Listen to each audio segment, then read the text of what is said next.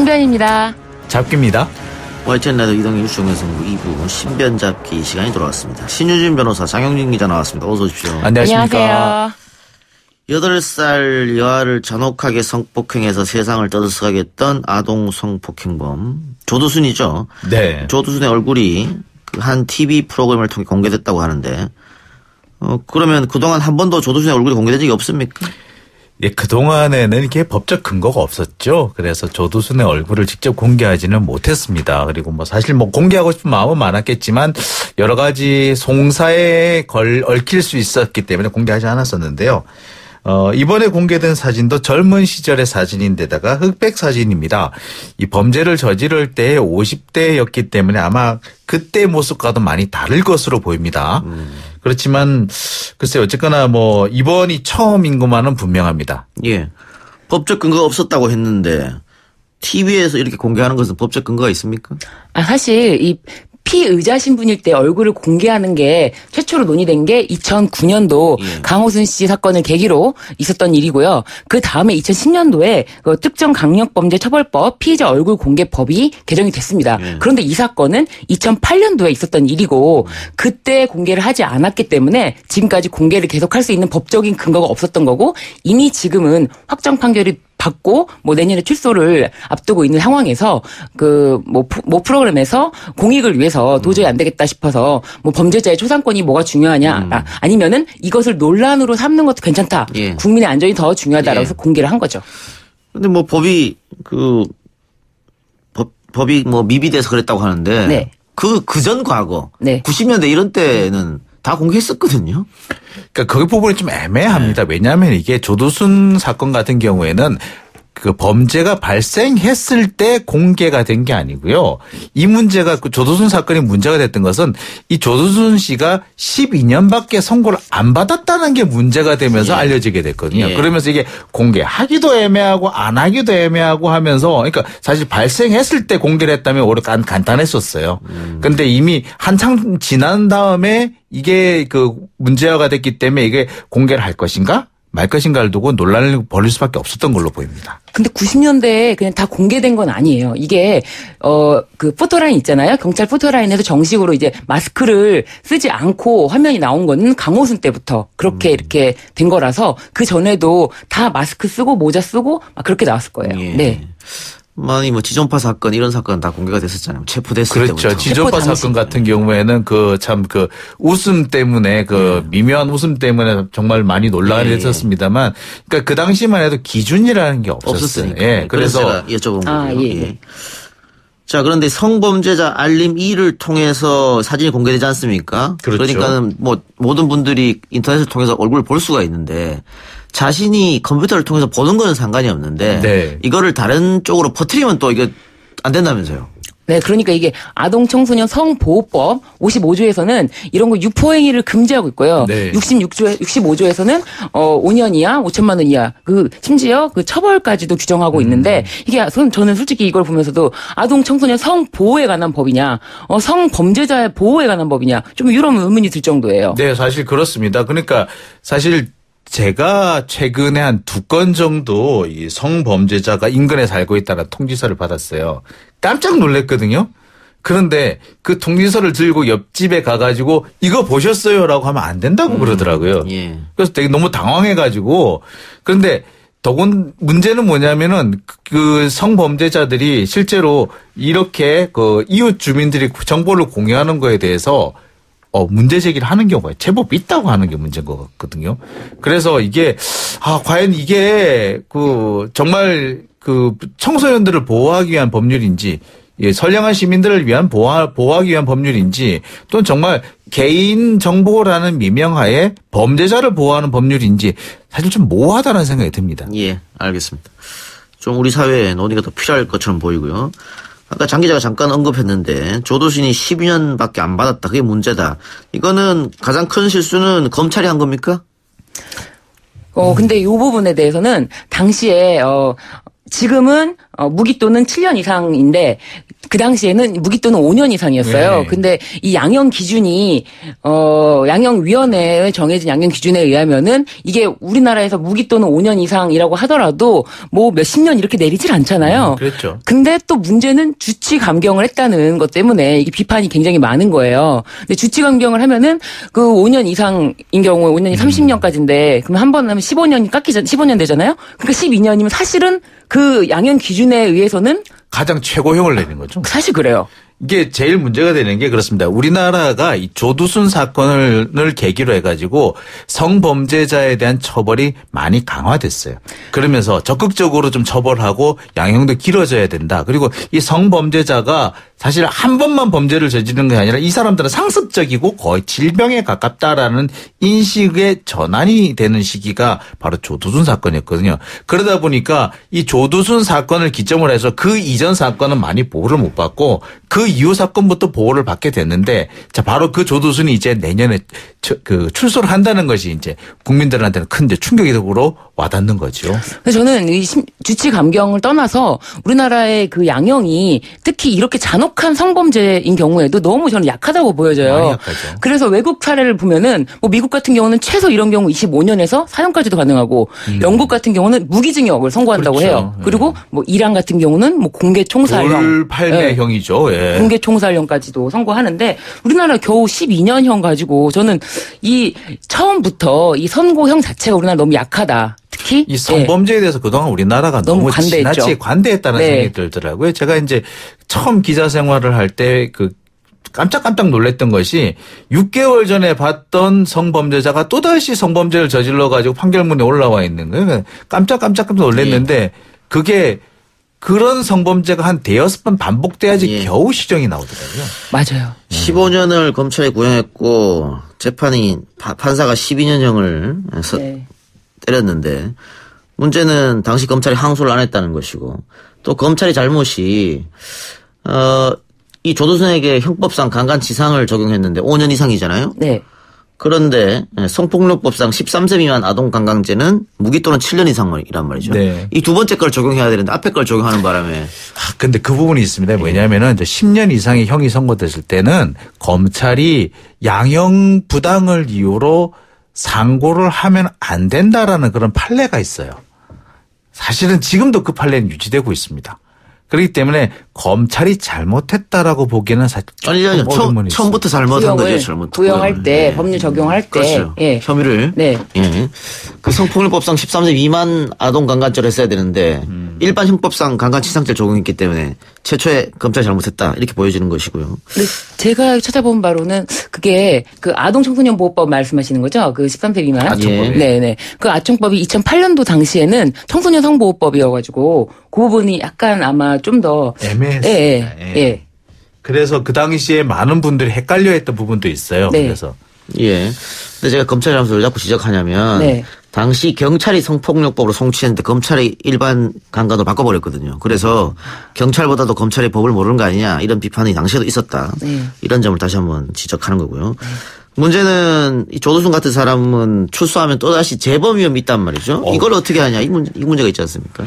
이 재범의 위험이라는 게 있는 건데 아까도 말씀드렸듯이 조두순 사건을 계기로 해가지고 우리 사회가 이 성범죄에 대한 처벌이라든지 이 경각심이 엄청나게 높아졌고 제도가 정비되는 계기가 됐습니다. 그러다 보니까 그 형사법 같은 경우는 이게 아시다시피 이게 그 소급 적용이 안 돼요. 그러니까 조두순부터는 적용이 안 되는 그런 문제가 생겼습니다.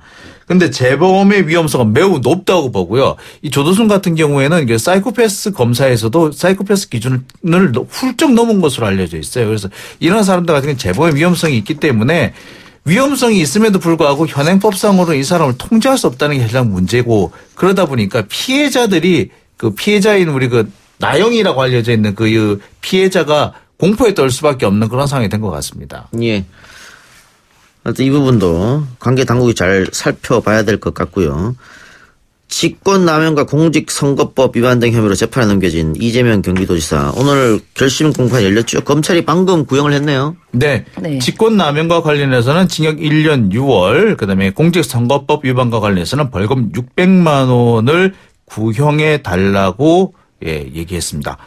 근데 직권남용과 관련돼서는 이것이 바로 그 친형의 그 정신병원 입원과 관련된 부분인데, 그러니까 친형을 강제로 정신병원 입원한 부분이 입원시키려고 시도했던 부분이 그 위법하다라고 주장을 하면서 징역 1년 6월이라고 얘기했고, 그다음에 공직선거법 두 가지죠. 대장동 개발 이익과 관련된 과장, 네. 그다음에 그 검사 사칭 방조와 관련해 가지고 억울하다고 얘기한 네. 부분인데 이렇게 합쳐서 600만 원을 선고를 했습니다.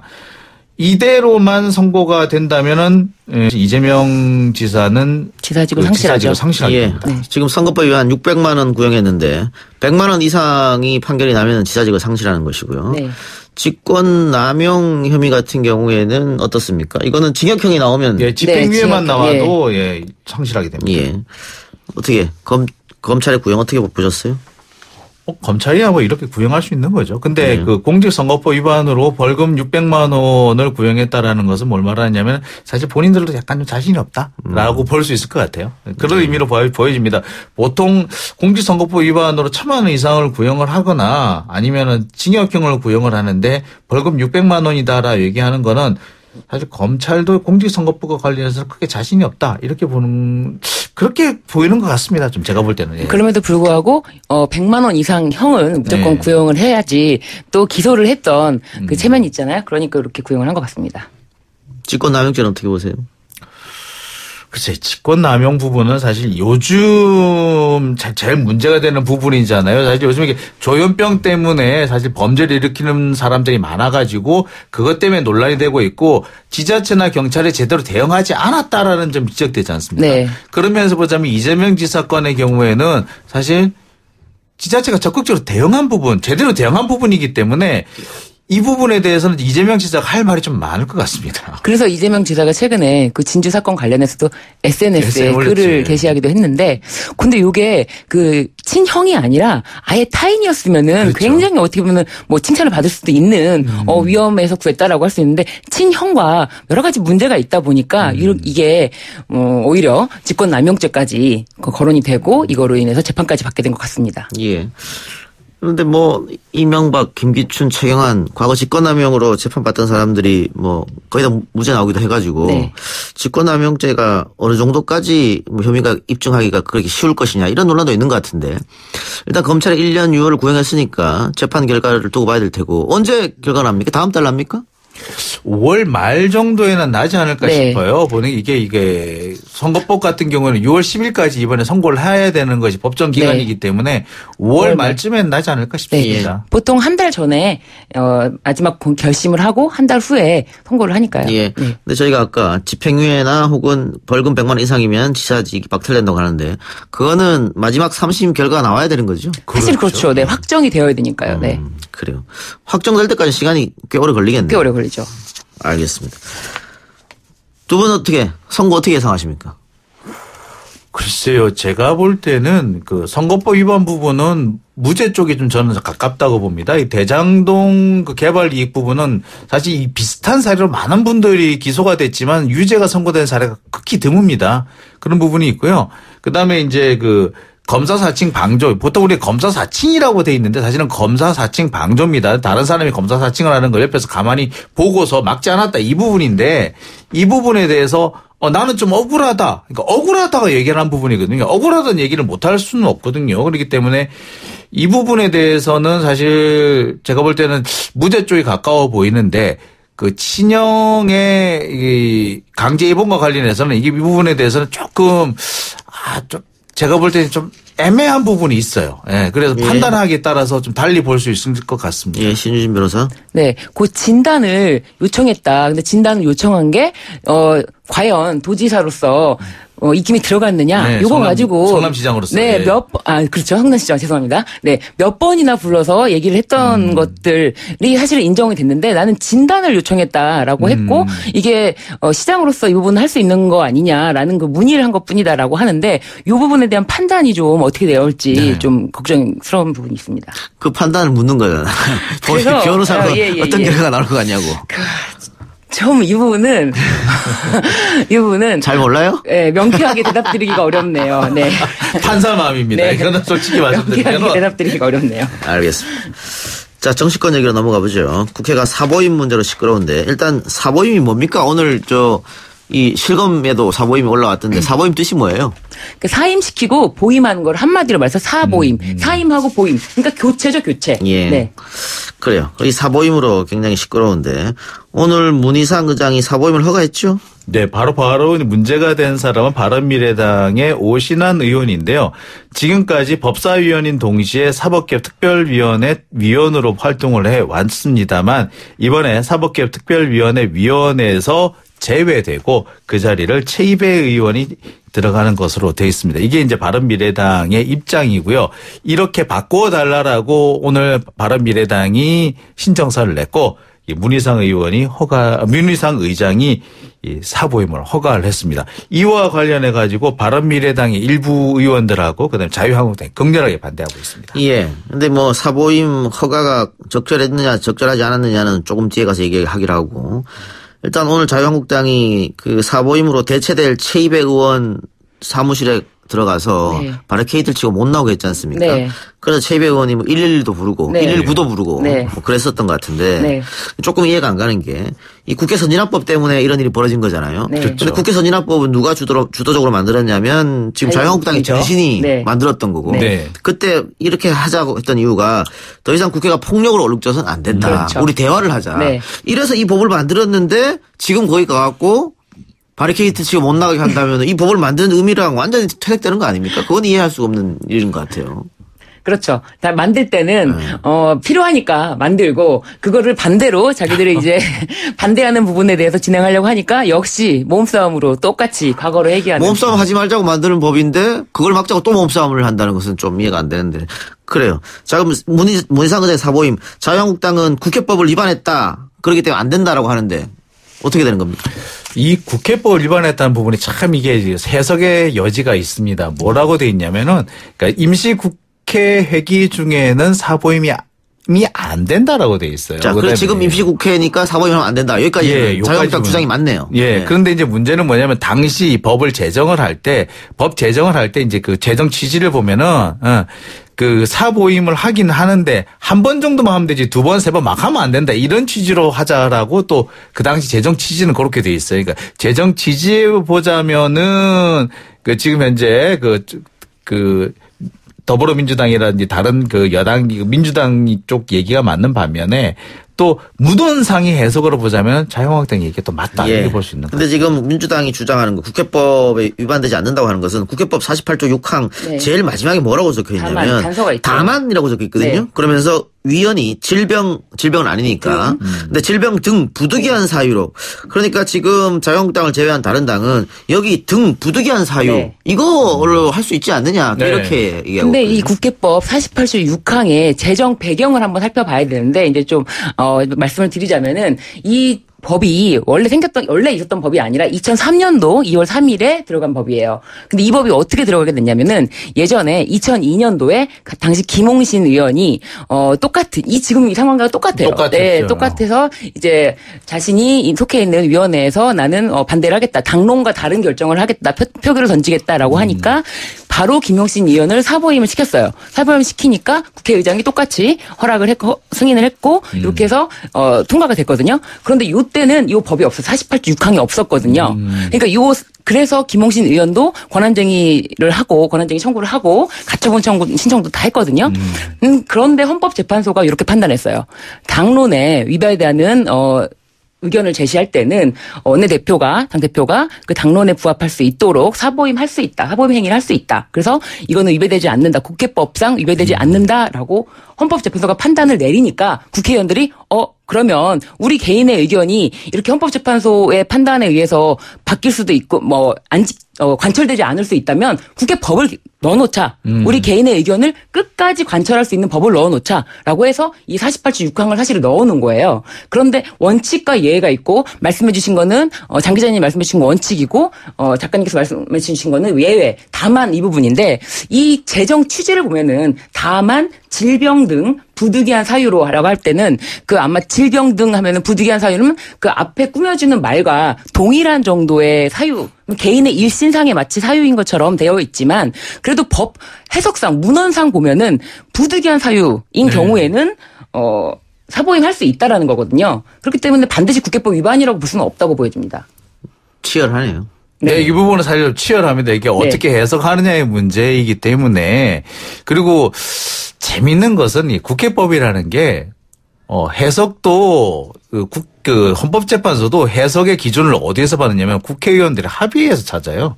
그렇기 때문에 이 부분을 어떻게 볼지는 사실 좀 더 지켜봐야 될 것 같습니다. 예, 알겠습니다. 자, 어쨌든 사보임이 허가됐고 최이배 의원이 들어갔으니까 패스트트랙은 통과되는 겁니까? 일단 그러면? 네, 이제 일단 패스트트랙은 통과된다고 봐야 될 것 같습니다. 지금 이 과반수를 넘는 것으로 보이고요. 아마 최이배 의원이 들어가게 되면 이제 사실 최이배 의원이 아니라 이제 오신환 의원이 되면은 과부 동수가 되는 것으로 보이거든요. 그래서 아마 아무래도 이렇게 부결적으로 가게 될 것 같은데 이렇게 되면 아마 가결적으로 가게 될 것 같습니다. 과반수가 아니고 이게 18명 사법개혁 특별위원 16명인데 18명에서 5분의 3에 그 11명이 필요합니다. 그래서 11명이 필요한데 오신환 의원이 반대표를 던지면 11명이 안 되니까 이렇게 의원을 변경해가지고 권은희 의원은 어떻게 되는 겁니까? 권은희 의원은 자기 어떻게 하겠다는 얘기를 했습니까? 그 부분이 조금 애매해요. 어떻게 보면 제가 예, 그래요. 만약에 권은희 의원도 당론을 따른다고 한다면 문제없이 통과되겠죠. 다만 또 본회의 절차가 아직도 남아 있으니까요. 네. 예, 어떻게 될지. 네, 아직 그게 본회의 부분인데 사실 근데 사실은 이 부분을 좀 따져봐야 될 부분이 그래요. 오신환 의원이 공수처 부분에 대해서 의원에 대해서 반대한 적이 없어요, 별로. 그리고 뭐 걸친가 뭐에 반발을 했었느냐면은 지금 우리 공수법원에 제일 문제가 뭐냐면 기소권과 수사권의 분리잖아요. 기소권의 일부만 받고 있는 게 제일 문제다라고 주장하는데 기소권의 일부만 줘야 된다고 주장했던 사람이 바로 이 오신환 의원입니다. 본인이 원하는 대로 지금 법안이 됐어요. 그런데도 불구하고서 이 법을 반대하겠다는 건 되게 정략적이라는 얘기거든요. 그런데 사실 그게 더 문제가 되는데 여기서 어떻게 절차적인 문제를 사실 따지는 게 어떻게 보면은 잘못됐을 수도 있습니다. 내용상으로 보자면 가장 오신환 의원이 원하던 주장하던 내용들만 되었는데 막상 본인은 또 반대한다. 반대를. 이거는 사실 말이 안 된다고 봐요. 근데 다만 이제 오히려 보자면 그리고 실제로 이 패스트트랙의 핵심이 되는 건 선거법이었지 않습니까? 네. 선거법을 반대하고 싶은데 선거법을 반대할 수 없으니까 엉뚱한 것에 지금 발목을 잡고 있는 거라고 생각이 들기 때문에 이게 정략적이라는 의미가 돼서 더 문제라는 생각이 들어요. 알겠습니다. 오늘 두 말씀 여기까지 듣겠습니다. 수고하셨습니다. 네, 감사합니다. 고맙습니다.